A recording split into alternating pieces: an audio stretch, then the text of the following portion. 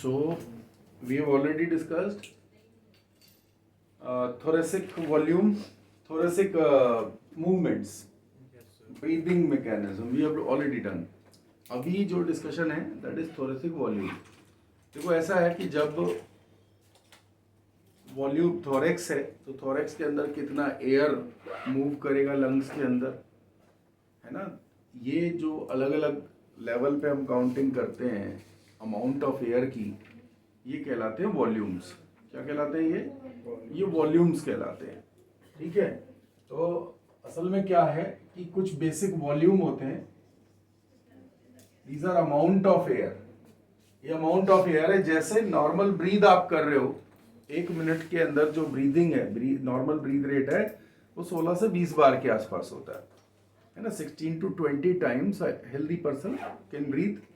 और इसके ज़्यादा हो रहा तो शैलो होती चली जाएगी ब्रीदिंग, थोड़ा फास्ट हो जाती है, या फिर जब हम बिल्कुल रेस्टिंग में होते हैं तो थोड़ा स्लो हो जाती है. एक ब्रीद में जो वॉल्यूम हम इनहेल करते हैं, एक्सहेल करते हैं, होती है 500 ml and this is known as tidal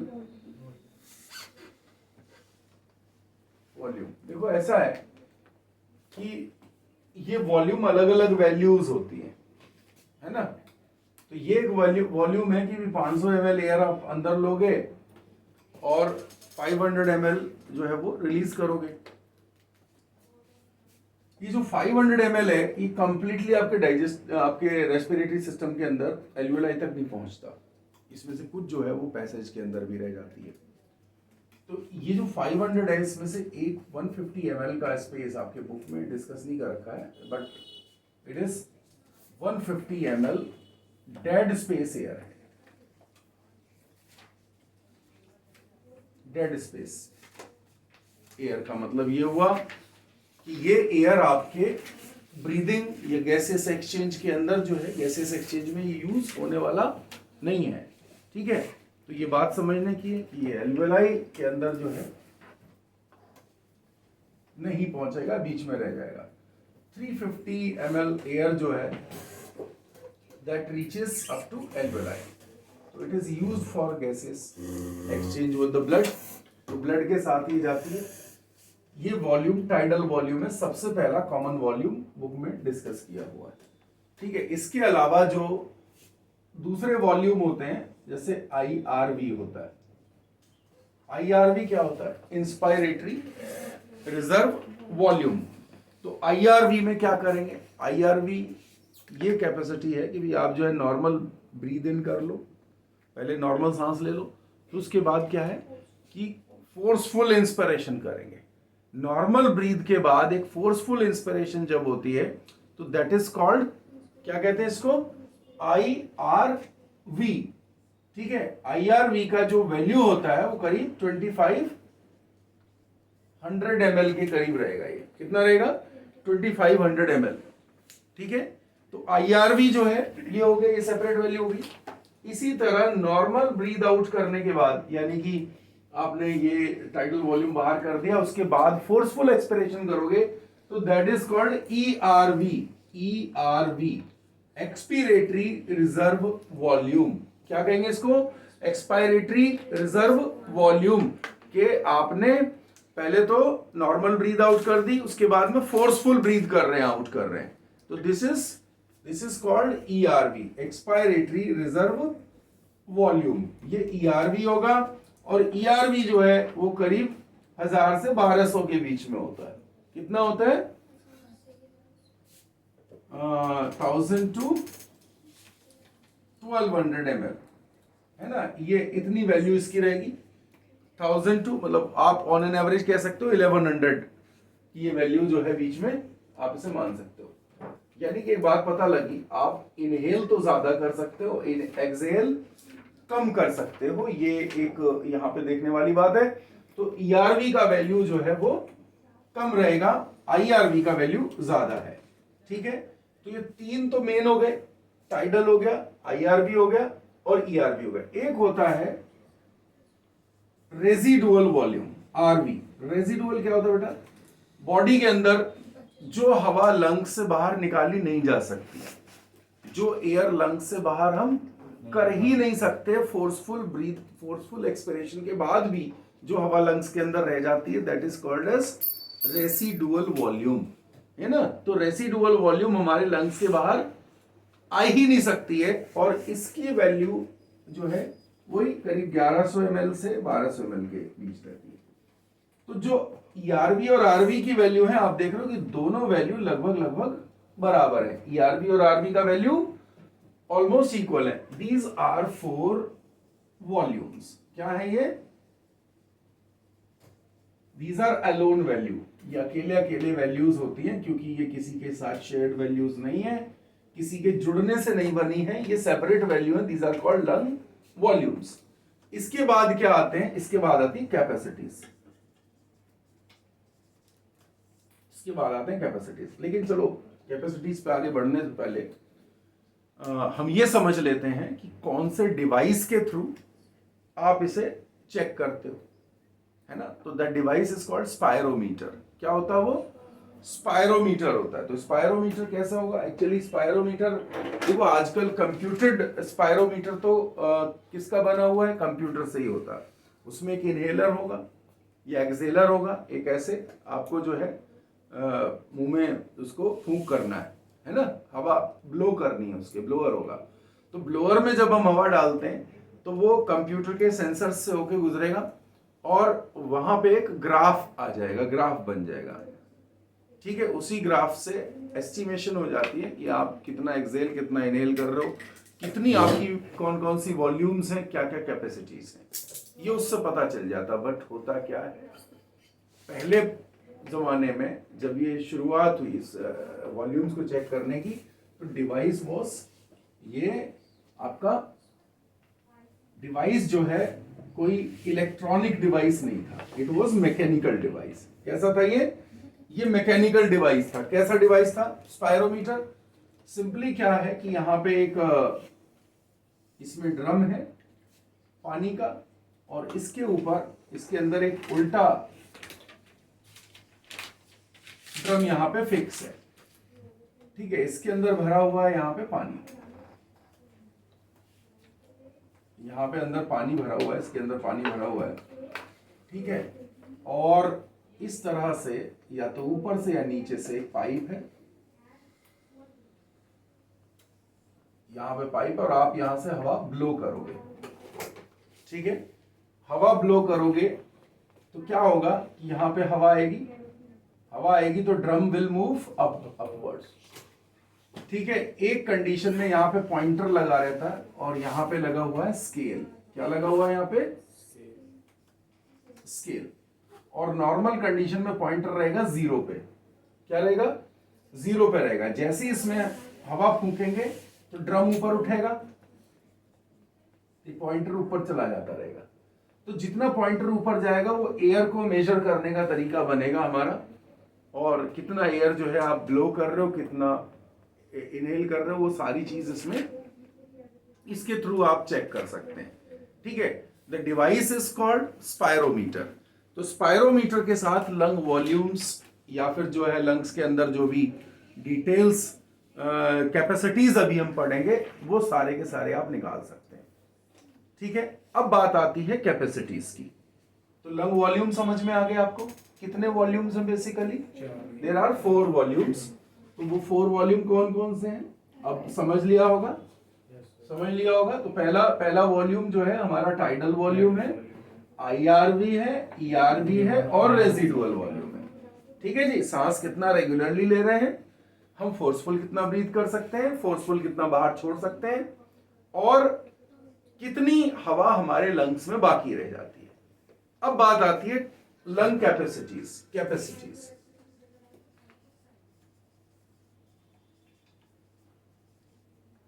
lung capacities, तो भाई कैपेसिटीज क्या होती है? कैपेसिटीज 2 वॉल्यूम्स के मिलने से बनती है। कैपेसिटीज कैसे बनती है? 2 वॉल्यूम्स के मिलने से बनेगी कैपेसिटी। कैपेसिटी 2 वॉल्यूम्स के मिलने से कंपोज करती है, और अलग अलग तरह की कैपेसिटीज हैं इसमें। जैसे एक सबसे फाइनल जो कैपेसिटी होती है उसको हम बोलते हैं टोटल लंग कैपेसिटी। क्या बोलते हैं? Total lung capacity. तो टोटल लंग्स के अंदर जो हवा भर सकते हैं, दोनों लंग्स के अंदर जो हवा भर सकते हैं, वो टोटल लंग कैपेसिटी कहलाती है। और करीब 6 लीटर्स एयर आपके दोनों लंग्स में आपको आ सकती है। That is called total lung capacity. अब उससे पहले हम, और ये तो सबसे बाद में आएगी लंग कैपेसिटी, लेकिन मैंने आपको बताया बड़ी सिंपल है कि टोटल हवा लंग्स में कितनी भर सकते हो फोर्सफुल इंस्पिरेशन करने के बाद। तो ये सारी चीज जो है तो 6 लीटर बात आ जाएगी। लेकिन शुरू से लेके बात करते हैं, एक एक करके डिटेल देखते हैं कि कितनी कैपेसिटीज हैं। तो सबसे पहली होती है इंस्पायरेटरी कैपेसिटी।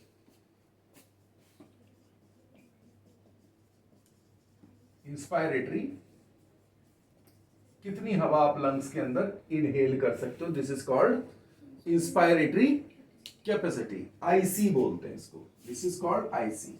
डेफिनेटली एक हवा तो हम टाइडल वॉल्यूम ले सकते हैं प्लस आईआरवी ले सकते हैं, तो दिस इज कॉल्ड आईसी। ठीक है, तो 500 ये जोड़ लिया, 2500 आपने जोड़ लिया, तो करीब 3,000 के आसपास, 3,000 से 3,200 तक ये जो है ये आपका वैल्यू होती है इंस्पायरेटरी कैपेसिटी की। दूसरा क्या होता है, ईसी होता है एक्सपायरेटरी कैपेसिटी, यानी कि बात वही है कि टाइडल वॉल्यूम जोड़ दो प्लस ईआरवी जोड़ दो, है ना, मुश्किल तो नहीं। तो ईआरवी जोड़ दिया, क्या बन गया यहाँ पे, वही वैल्यूज डाल दोगे आप, 500 प्लस 11 लगा लो, 1600 के आसपास, 1600 या 1700 तक इसका वैल्यू बन जाएगा आपका, किसका, ईसी का, है ना, एक्सपायरेटरी कैपेसिटी। तीसरा क्या कर सकते हैं, तीसरी जो वैल्यू है दैट इज एफआरसी। तीसरा क्या है, FRC, functional residual capacity. FRC क्या होगा, फंक्शनल रेजिडुअल कैपेसिटी।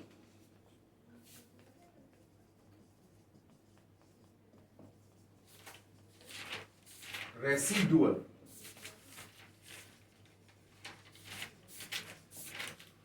एफआरसी। तो एफआरसी को कैसे समझोगे भाई, एक तो ईआरवी,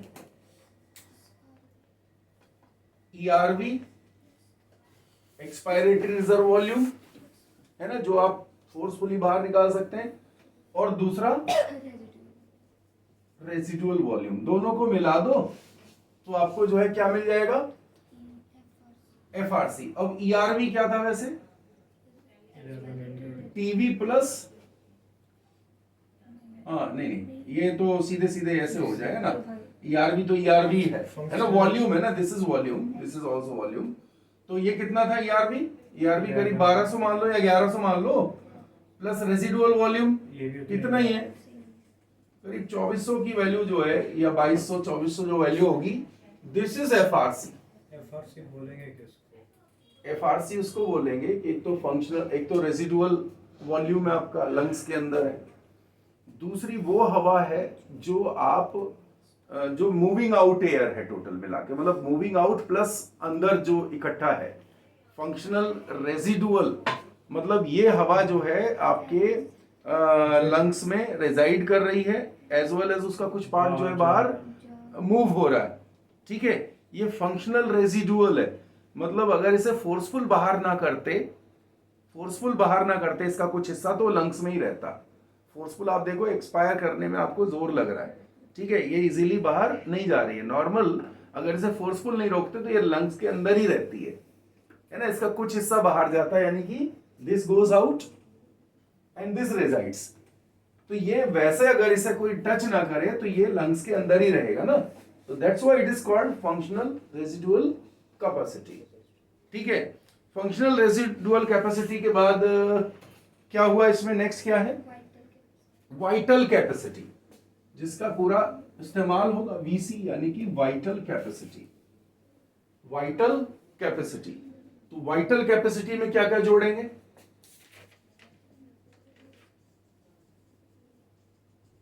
बोलो, वाइटल कैपेसिटी में क्या जोड़ेंगे, एक तो ईआरवी जुड़ जाएगा इसमें, टाइडल वॉल्यूम जुड़ जाएगा, ठीक है। क्या क्या जुड़ेगा? ERV, डेफिनेटली IRV जुड़ा, और टाइडल वॉल्यूम भी तो मूव करता है। ये वो हवा है जिसके पूरा जो है मूवमेंट से आपको क्या मिल रहा है? वाइटलिटी मिल रही है लंग्स के अंदर, जो वेंटिलेशन प्रॉपर हो रहा है। तो ये जो है this is called vital capacity. कितनी बन जाएगी जरा देखें तो सही इसको, कितना बनेगा? ERV मान लेते हैं 1100 जोड़ दिया, IRV 4500 IRV 2500 हो गया ना, 500 और इधर क्या हो गया? 500। कितना हुआ? 41 ऑलमोस्ट 41 4000 के करीब हो गया ये, है ना? हाँ, ऑलमोस्ट 4000 हो गए। 4 to 5 के बीच में रहती है, ठीक है। 4 से 5 नहीं, 4 से 45 के बीच में, 4000 to 4500 की रेंज में ये रहेगा। ये वैल्यू है जो इसके बीच में रहेगा। अगर इसके हायर वैल्यूज को आप जोड़ दोगे ना तो इट विल बिकम, ये ऐसे रह जाएगा, ठीक है। तो चूंकि हमने लोअर वैल्यूज ही लगाए हैं, हायर वैल्यूज को लगाया नहीं, क्योंकि रेंज होती है, देयर इज अ रेंज। तो रेंज क्या बनेगी? 4100 से 45 या 4600 के रेंज में ये रहेगा। लास्ट होता है आपका, लास्ट होता है total lung capacity. Total lung capacity में क्या जोड़ देंगे? रेजिडुअल वॉल्यूम, टाइडल वॉल्यूम, ठीक है। यानी vital capacity plus residual volume जोड़ दूं, या यूं कह दूं vital capacity plus residual volume. Vital capacity plus residual volume, VC plus RV, ठीक है। तो VC कितना हुआ? ये हुआ तो 4100। चलो यहाँ पे हमने पुरानी वैल्यू से लगा लिया 4100, और इधर कितना हुआ रेजिडुअल वॉल्यूम? 1200 मान लेते हैं, 1100 मान लेते हैं। तो ये कितना बना? 5300। हाँ, 5300। देखो ये जो वैल्यूज यहाँ पे आ रही है ना, ये वैल्यूज कहीं ना कहीं हमने लोअर मार्क लगा रखा है ना। कई जगह पे हमने जब ये 41 काउंट किया तो हमने लो वैल्यूज लगाई हैं। अगर मीडियोकर वैल्यूज लगाएंगे तो आप देखोगे कि ये लगभग 6000 के बीच, यानी कि आप कहोगे कि लंग्स की जो टोटल लंग कैपेसिटी है वो 5500 से लेके 6000 के बीच है, ठीक है। There is always a range in a physiology. मतलब फिजियोलॉजी के केस में ये नहीं है कि डेटा बिल्कुल फिक्स इतना हो गया है। हमेशा आपको क्या है, रेफरेंस रेंज होती है, इसके बीच में रहेगा। ओके, तो ये हमारी वॉल्यूम्स की बात हो गई थी। अब हम नेक्स्ट जो आइडिया ले रहे हैं that is of gases exchange. मैंने आपको शुरू के पार्ट में बताया कि गैसेस एक्सचेंज जब आप देखते हो तो गैसियस एक्सचेंज में आप पार्शियल प्रेशर को काउंट करते हो। पार्शियल प्रेशर एक बहुत इंपॉर्टेंट आइडिया है ना। पार्शियल प्रेशर क्या है कि पूरा एटमॉस्फेयर का अपने एक प्रेशर है। एटमॉस्फेयर में एटमॉस्फेरिक प्रेशर है एक गैसेस के कंपोजिशन का, उसमें सबसे ज्यादा नाइट्रोजन होती है। तो सबसे ज्यादा पार्टिसिपेशन किसका है? नाइट्रोजन का। फिर पार्टिसिपेशन है ऑक्सीजन का। फिर पार्टिसिपेशन है किसका? कार्बन डाइऑक्साइड का, ठीक है। इस पार्टिसिपेशन के हिसाब से ही क्या काउंट होता है? इस पार्टिसिपेशन के हिसाब से ही एक कंडीशन बनती है, और इन्हें पार्शियल प्रेशर बोलते हैं। हर एक गैस के अलग अलग प्रेशर को हम क्या बोलेंगे? Partial pressure. कि कितना किसका पार्टिसिपेशन है। नाइट्रोजन का पार्शियल प्रेशर देखोगे तो अराउंड 600 आएगा, ठीक है। अगर आप जो है ऑक्सीजन का देखोगे तो ये 160 के अराउंड आएगा, ठीक है। तो इसी तरीके से जो CO2 है उसका काफी कम रहेगा, क्योंकि उसकी वैल्यू भी काफी कम है, 0.03% टोटल उसके अंदर आती है, ठीक है। तो ये अलग अलग जो है वैल्यूज आ जाती हैं। प्रेशर जो है पार्शियल प्रेशर कहा जाता है। हायर प्रेशर मतलब हायर कॉन्सेंट्रेशन। जिसका प्रेशर ज्यादा है उसका कॉन्सेंट्रेशन भी ज्यादा है। और मूवमेंट क्या होती है? हायर लेवल से लोअर लेवल तक मूवमेंट होती है।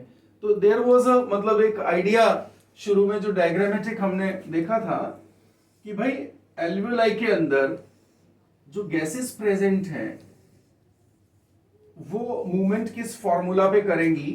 तो डेफिनेटली वो इसी फॉर्मूला पे ट्रेवल करती हैं कि O2 इज हायर आउटसाइड। देखो बाहर एटमॉस्फेयर में 160 के आसपास अराउंड ऑक्सीजन का PO2 है, ठीक है। अंदर आते आते ये हो जाता 104 का PO2, 104। CO2 यहां पे देखो जो वैल्यू है CO2 की, दैट इज,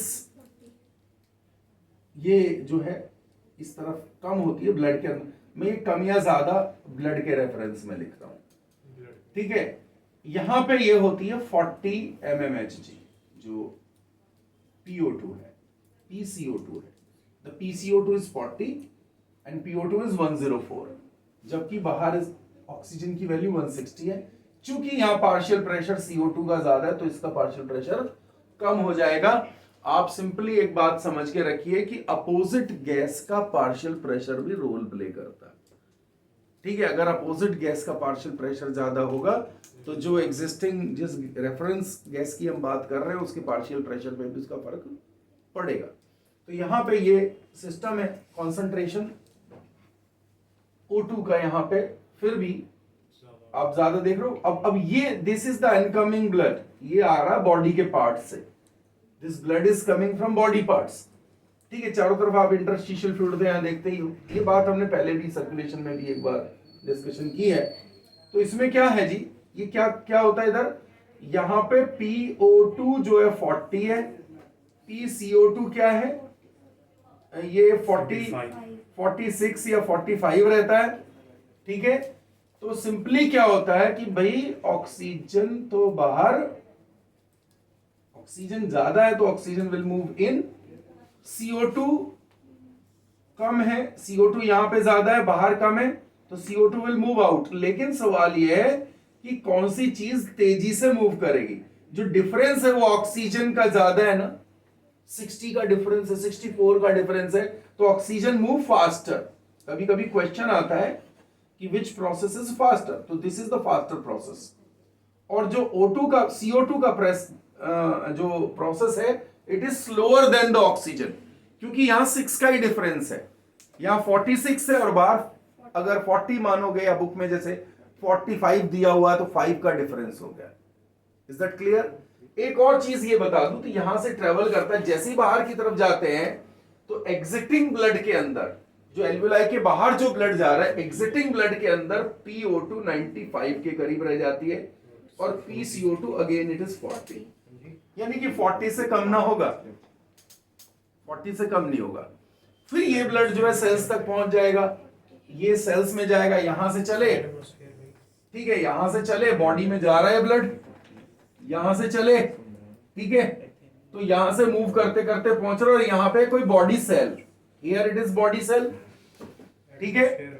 तो बॉडी सेल में 95 से जो गैस मूव करेगी, यहां पे माइटोकॉन्ड्रिया है और CO2 बन रहा है, तो डेफिनेटली सेल्स के अंदर जो प्रेशर है वो फिर वही है कि सेल्स के अंदर 40 की रेंज में है ऑक्सीजन CO2, ठीक है। CO2 ज्यादा है 46 के आसपास, 50 के करीब होगी, तो जो 50 के करीब अंदर है सेल्स के, तो that will move out into the blood.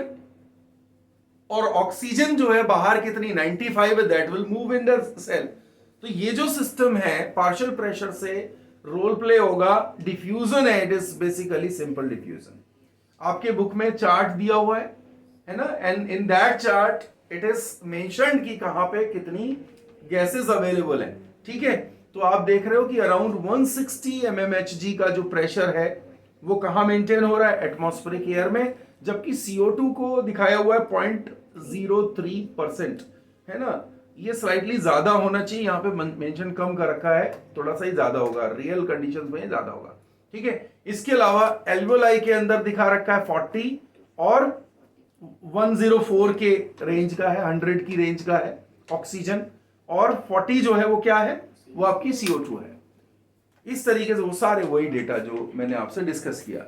इसी तरह ऑक्सीजनेटेड ब्लड में और डीऑक्सीजनेटेड में। अब एक आइडिया और है, that already we have discussed in respiration also, कि भाई जो ऑक्सीजनेटेड ब्लड होता है, ऑक्सीजनेटेड ब्लड के अंदर 20 ml ऑक्सीजन प्रेजेंट होती है, है ना, 100 ml ब्लड ले लूं, सैंपल ले लूं, तो 100 ml ब्लड के अंदर कितना होगा? 100 ml ब्लड के अंदर 20 ml क्या होगी? ऑक्सीजन होगी। ये बात पता आपने, Yes, sir. है ना, 20 ml होगी। और जब वो सेल्स के पास से होके निकल जाता है, कितनी ऑक्सीजन सेल में जंप कर जाती है? तो ये करीब 5 से 6 ml कर जाती है। कितना करती है? 5 to 6 ml। ठीक है, तो ऑक्सीजन, ये सेल है मान लेता हूं, दिस इज सेल, ये सेल है, और ये ब्लड यहां से पास ऑन हो रहा है, this is oxygenated blood coming here.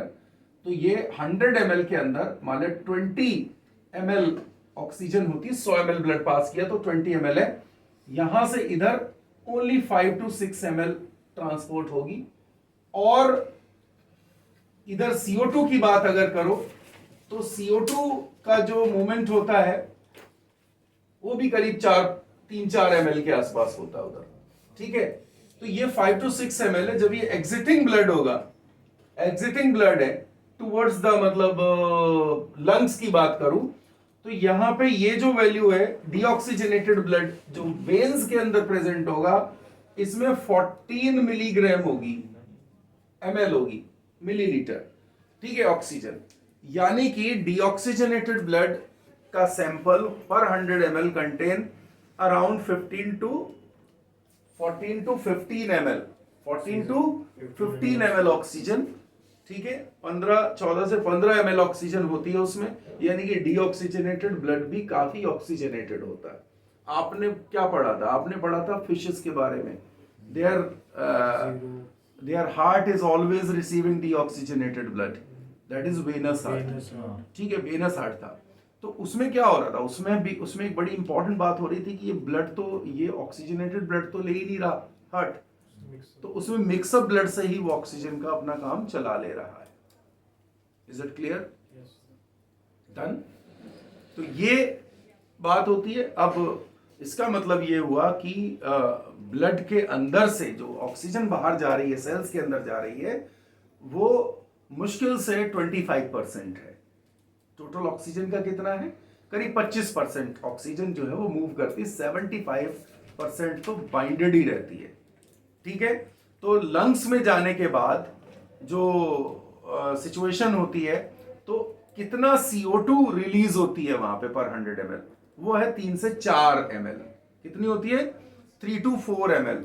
अगर लंग्स में जा रहे हैं, लंग्स में अगर जो ट्रांसपोर्ट हो रहा है लंग्स के अंदर, तो यहां से 3 to 4 ml है ना, यहां पे 3 to 4 ml CO2 पर 100 ml ऑफ ब्लड, पर 100 ml ब्लड में मूव होती है। ओके, क्लियर है बात? समझ में आ गया? तो ये तो ट्रांसपोर्ट ऑफ गैस का आइडिया है। बॉडी में एक डबल सर्कुलेशन का डायग्राम भी एनसीईआरटी में बनाया हुआ है, वहां पे सिमिलर है जो मैंने आपको सारी बात अभी समझाई है। अब अगले टॉपिक पे आता हूं। इंपॉर्टेंट पॉइंट, इंपॉर्टेंट टॉपिक है गैसियस ट्रांसपोर्ट।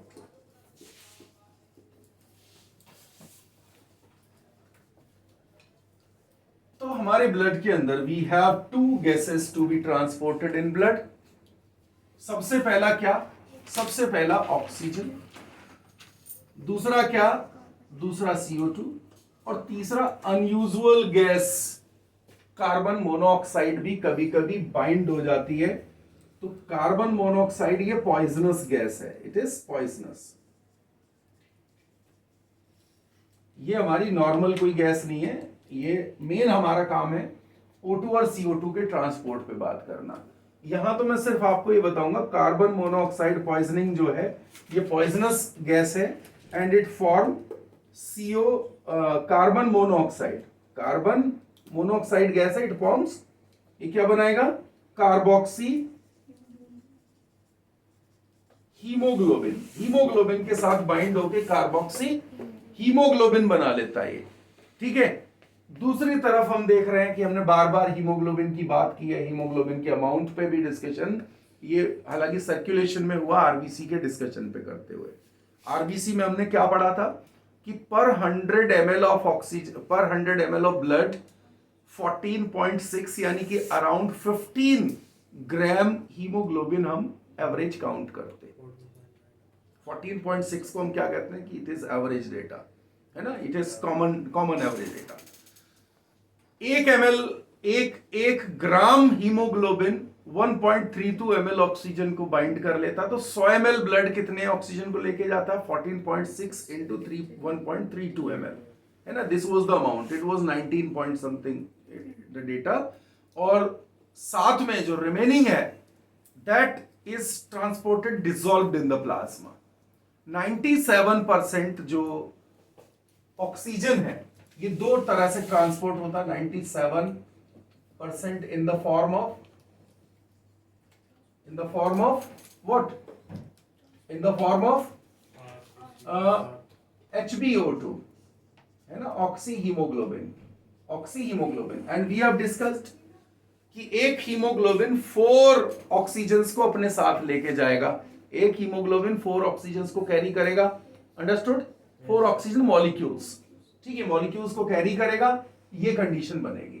तो 97% in the form of HbO2 it will be carrying, ये इसको कैरी कर रहा है 97 को, और 3% इन डिसॉल्व्ड फॉर्म।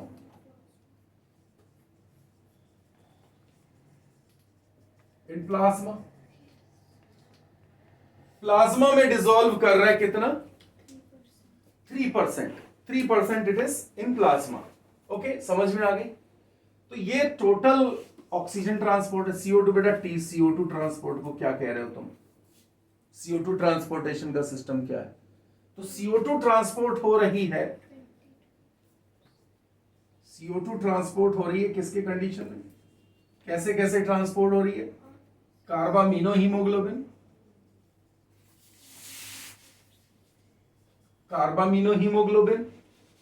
ठीक है, यानी कि CO2 प्लस Hb जो होता है वो कार्बामिनो हीमोग्लोबिन बनाएगा, ठीक है।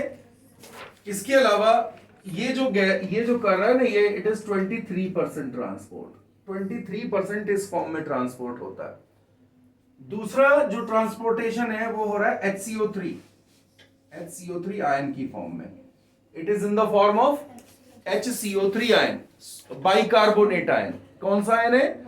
बाइकार्बोनेट आयन, ठीक है, नेगेटिव आयन है, इसकी फॉर्म में ये ट्रांसपोर्ट होता है।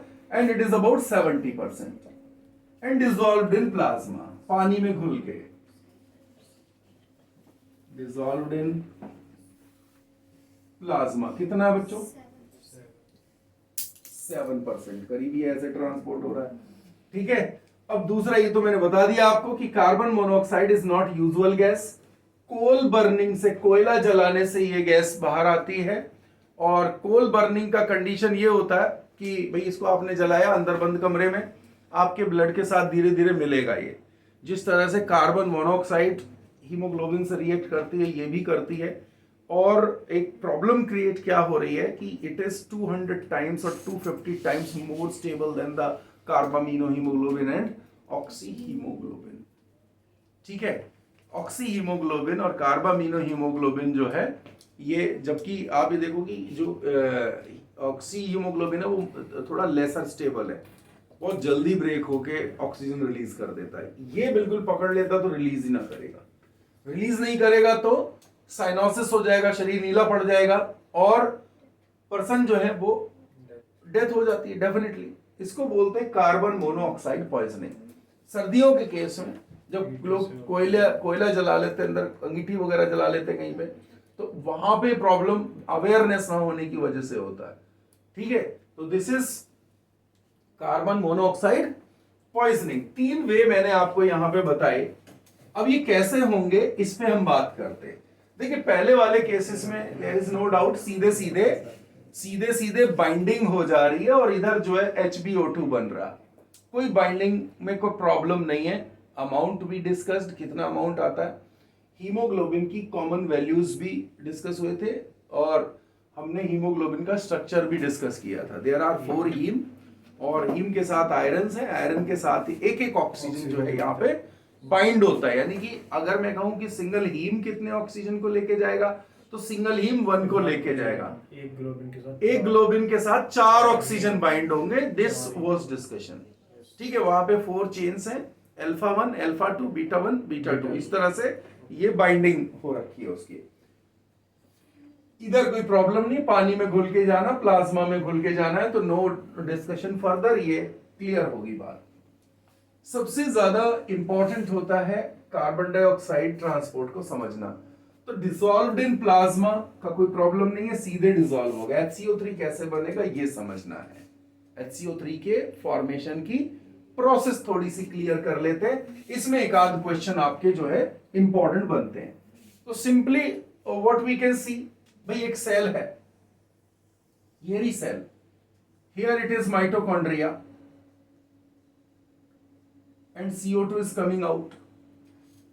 CO2 बाहर आ रही है, ये एक क्या है, ये एक कैपिलरी वॉल मैंने बना दिया, ये कैपिलरी है, कैपिलरी में आरबीसी तैर रहे हैं, दीज आर आरबीसी, ये आरबीसी जा रहे हैं यहाँ पे, दिस इज,